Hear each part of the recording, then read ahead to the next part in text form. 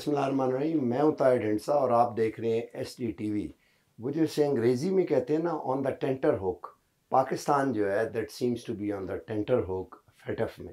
Grey list की, फिर उसी तरह, और कौन वोट देगा, 3 वोट कहाँ से आएंगे, कौन से ग्रुप को इकट्ठा किया जाएगा, कंप्लाइंट किस तरह होगा, क्या ये सियासी है या नहीं है, इस सारे पे हम आज एक क्लैरिटी के लिए बात करते हैं डॉक्टर आबिद क़यूम सुलेरी से।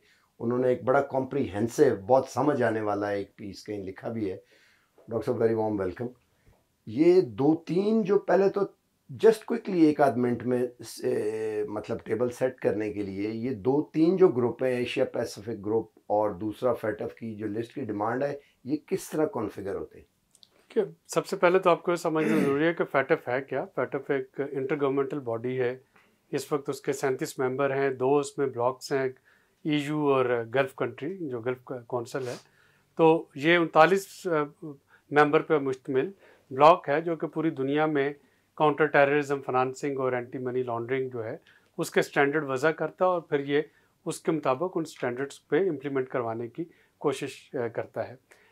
जो ममालिक हैं वो अपनी GDP के हिसाब से, अपनी कंप्लायंस के हिसाब से वो इसके मेंबर बनते हैं। जो इसके डायरेक्ट मेंबर नहीं बन सकते वो इसकी जो रीजनल बॉडीज़ हैं, फाटफ लाइक रीजनल बॉडीज़, वो उनके मेंबर बन जाते हैं। जैसे APG एशिया पैसिफिक ग्रुप है जिसका कि पाकिस्तान मेंबर है। इंडिया जो है by virtue of its population और GDP साइज़ जो है वो फाटफ का मेंबर भी है, वो APG का मेंबर भी है, एशिया पैसिफिक ग्रुप का मेंबर भी है। तो ये ममालिक जो हैं, इवन अगर आप इनके मेंबर नहीं भी हैं फाटफ के, तो अगर फाटफ ये कहती है कि आप उनकी जो स्टैंडर्ड्स हैं उन पे अमल नहीं कंप्लाइंस दे रहे मनी लॉन्ड्रिंग पे या टेररिज्म फाइनेंसिंग को कर्ब करने पे, तो कोई 200 के करीब जो बाकी ममालिक हैं उनके साथ आपका लेन देन जो है वो मुतासर हो जाता है। ADB, वर्ल्ड बैंक, IMF, वो चूँकि इसके ऑब्जर्वर मेंबर हैं, वो भी वही कंप्लाइंस अपने वो प्रोग्राम्स में मांगते हैं, जैसे कि अभी हमारे मौजूदा प्रोग्राम का हिस्सा भी है कि फाटफ की ग्रे लिस्ट से निकलना और उस पर उन कंप्लाइंसेस देना जो जो वहाँ पे स्टैंडर्ड सेट किए गए। तो इसके पास हकीकतन मसल और टीथ हैं अपनी रिकमेंडेशंस को मनवाने के लिए। तो ये बड़ा स्ट्रेंज है, रियलिटी मुझे भी हो रही है। ये अमीर गरीब होने के बेसिस पे है, क्योंकि GDP के साइज़ के बेसिस पे अगर मेंबर हैं तो फिर तो ये एक रिच मैन्स क्लब हो गया ना। ये तकरीबन एक रिच मैन क्लब है। अगर आप इसके मेंबर्स को देखें तो इसमें सारा यूरोप और अमेरिका, और उसके बाद अगर आप देखते हैं तो चाइना है, इसमें इंडिया है, इसमें रशिया है, सऊदी अरेबिया है, टर्की है और मलाइशिया है। तो ये वो ममालिक हैं जो कि इकनॉमिकली इतने बड़े हैं कि उनके साथ जिन ममालिक का बाकी का लेन देन होगा, अगर कहीं पे कोई मनी लॉन्ड्रिंग हो रही होगी, कहीं पे टेररिज्म फाइनेंसिंग कहीं से सपोर्ट हो रही होगी, तो वो इन ममालिक में पैसे आएंगे वहाँ से, या इन ममालिक से आ रहे दूसरे मुल्कों को जा रहे होंगे।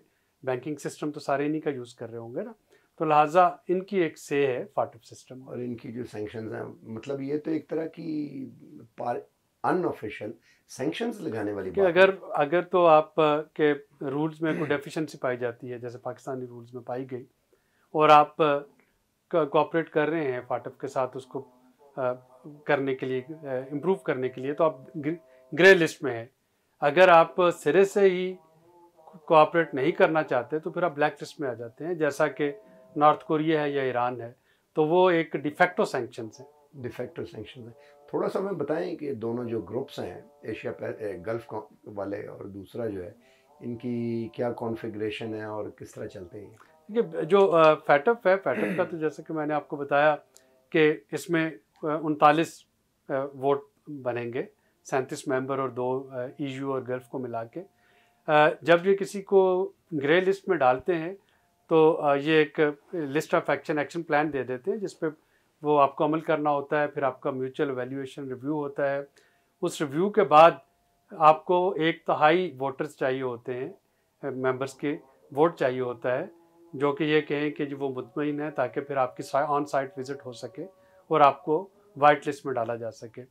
अगर आपको उससे ब्लैक लिस्ट से बचने के लिए 3 वोट चाहिए होते हैं मिनिमम, तो अगर वो 3 वोट आपके पास नहीं है तो आपको ब्लैक लिस्ट पे भी डाला जा सकता है। तो हमें जो ब्लैक लिस्ट से बचाया वो टर्की, मलेशिया और चाइना के वोट ने अभी तक बचाया था। करंटली फ्रांस जो है वो इसका प्रेसिडेंट है, फैटफ का एशिया पैसिफिक ग्रुप में आ जाते हैं। तो एशिया पैसिफिक ग्रुप में पाकिस्तान मेंबर है, इंडिया भी मेंबर है, और ये पहली दफ़ा हुआ फाटफ की हिस्ट्री में कि एक मुल्क जो है बैक वक्त उसको फाटफ ने अपने अलहदा एक्शन पॉइंट दे दिए 27, और एशिया पैसिफिक ग्रुप ने, जबकि हम बिल्कुल पिछली प्लेनरी में ये सोच रहे थे कि हम वाइट लिस्ट में जाने वाले हैं, तो वहाँ पे जून 21 में आपको APG के 7 पॉइंट पे मिल गए कि जी इन पे भी आपने अब एक्शन लेना है। और जब पिछली अक्टूबर की प्लेनरी हुई, अक्टूबर 2021 की, तो सिर्फ 2 महीने के अंदर जाहिर है कि पाकिस्तान एशिया पैसिफिक ग्रुप के 7 में से सिर्फ 4 पॉइंट मुकम्मल कर सका था, तो पाकिस्तान को दोबारा ग्रे लिस्ट में रखा गया।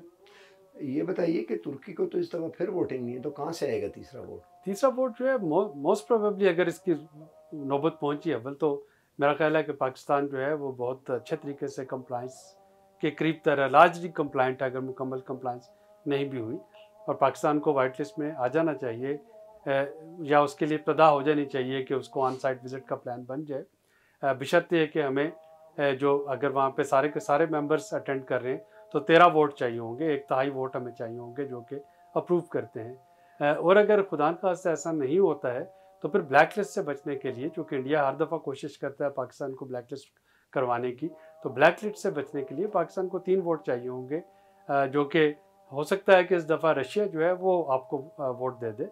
तो मलेशिया, चाइना तो पहले से आपके साथ हैं, रशिया आपके साथ आ सकता है कि 3 वोट हो जाए और आप ब्लैक लिस्ट में आ जाए। आप समझते हैं, बल्कि आप समझते क्या, आर यू रेडी टू से ऑन कैमरा कि ये एज ए के पॉलिटिकल टूल के तौर पे इस्तेमाल हो रहा है, जैसे ब्लूमबर्ग के उसने देखिए आपके जितने भी बॉडीज़ हैं, आजकल इकॉनमी जो है वो आपकी फॉरेन पॉलिसी के ऑब्जेक्टिव अचीव करने का एक टूल बन चुकी है, और ये जो जितनी ये इस वक्त टेक्निकल बॉडीज़ हैं, गो के इनकी अप्रोच बहुत टेक्निकल होती है, लेकिन वहाँ पे जो वोटिंग पैटर्न्स हैं और वहाँ पे जो रिकमेंडेशंस आती हैं वो इंडिविजुअल मेंबर्स की तरफ से आती है, और बड़ी इकॉनमीज जो है वो इनका कोशिश करती हैं कि अपनी पावर को वहाँ पे वो यूज़ करें या मिसयूज़ करें। आप IMF को देख लें, आप वर्ल्ड बैंक को देख लें, ADB को देख लें, फाटफ को देख लें, तो ये सारे टेक्निकल बॉडीज़ है, प्योरली टेक्निकल, लेकिन जब इनके एग्जेक्टिव की मीटिंग होगी तो वहाँ पे तो जाहिर है शेयर के वोटिंग परसेंटेज के हिसाब से जो भी जिस मुल्क का फॉरेन पॉलिसी एजेंडा होगा या बाकी कोई एजेंडा होगा उसको वो पर लिंक करने की कोशिश करेंगे उसके साथ। आखिरी क्वेश्चन हम आपसे ये करते हैं कि ब्लैक लिस्ट से बचाने के लिए तो रशिया जो है उसकी इस मुमकिन है कि हम समझते हैं we can bank on that, but उस टूर का नेगेटिव बाकी भी तो आप समझते हैं ना कि वो जानबूझ के कोई 1-2 और कंप्लाइंस के लिए आपके हाथ में पकड़ा देंगे। देखिए अगर कोई ऐसा होता है, इसीलिए मैंने कहा था कि अच्छी खबर ये है कि हम ब्लैक लिस्ट नहीं हो रहे। अच्छा, बुरी खबर ये है कि शायद हमें मजीद अभी एक ब्लैक किया जाए, प्लेनरी मजीद ग्रे लिस्ट में रहना पड़े। तो टेक्निकल बॉडी ज़्यादा यही कर सकती है कि आपकी कुछ कंप्लाइंसेस पे वो अदम इत्मीनान का इजहार कर दे, आप उसको मजीद कंप्लाइंस करते रहे। तो ग्रे लिस्ट में तो पाकिस्तान 2018 जून 2018 से ग्रे लिस्ट में बैठा है, तो उम्मीद की जाती है कि अगर तो टेक्निकल मेरिट प्रिवेल करता है तो पाकिस्तान को ग्रेजुएट कर देना चाहिए, लेकिन अगर नहीं भी करेगा तो अगर बाकी सारा वेस्ट जो है वो इस हालिया टूर की वजह से आपके खिलाफ होता है तो फिर जाहिर है कि आपको रशिया जो है वो आपके हक में वोट कर रहा होगा। आखिरी क्विक आप इसमें बताएं, आप एक समझते हैं कि हमने किसी तरह से क्वांटिफाई कर सकते हैं कि फाइनेंशियल लॉस पाकिस्तान को, फॉर एग्जांपल देखिए सबसे बड़ा फाइनेंशियल लॉस जो होता है कि आपका जो ईज़ ऑफ डूइंग बिजनेस है वो मुतासर होता है, आपकी जो रेमिटेंसेज हैं वो स्क्रूटनी के शिकार होती हैं, आपकी जो inward outward transfer of money है वो डिले हो जाती है, आपकी क्रेडिट रेटिंग जो है नीचे आ वो नीचे आ जाती है, आपकी बोरिंग कॉस्ट जो है बढ़ जाती है, इंश्योरेंस कॉस्ट बढ़ जाती है, फॉरेन डायरेक्ट इन्वेस्टर आपके पास आने से रिलक्टेंट होते हैं। तो जो हमने शुरू में कहा कि ये क्वाज़ाई सैंक्शंस हैं, आप खा ग्रे लिस्ट में है या ब्लैक लिस्ट में है, जाहिर है इसका इकॉनमी पे इम्पैक्ट है। और थैंक यू वेरी मच। वही बात एक तरह से कंफर्म होती है कि वो लटका के रखा है, वो जो टेंटर हुक वाली बात है। अब देखें इसके ऊपर आगे किस तरह से पाकिस्तान हैंडल करता है।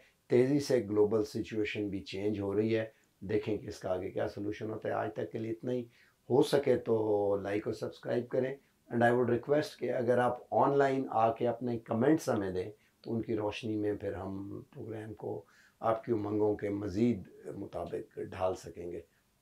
बहुत शुक्रिया।